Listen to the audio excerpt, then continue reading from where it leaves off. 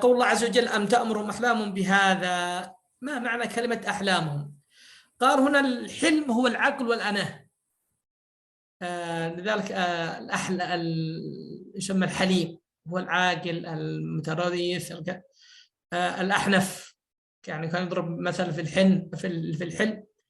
وكذلك معاوية بن أبي سفيان رضي الله عنه قال أم تأمرهم أحلامهم بهذا أم هم قوم طاغون.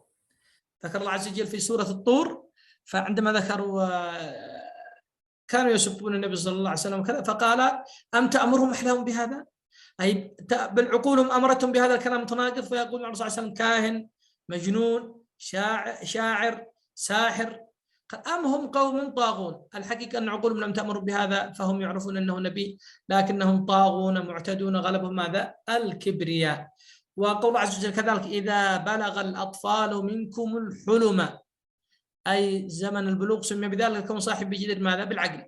كذلك الله عز وجل إن إبراهيم لأواه حليم، أي صاحب حلم، أي رجاحة عقل فيصبر على الأذى ويعفو ويتجاوز. والحلم وهو ما يرى في النوم، الله عز وجل قالوا أضغاث أحلام. ففرق بين رجل حليم أو مثلا رأيت حلما أو الحلم، أحيانا تفرق بينها في ماذا؟ في الكلمات.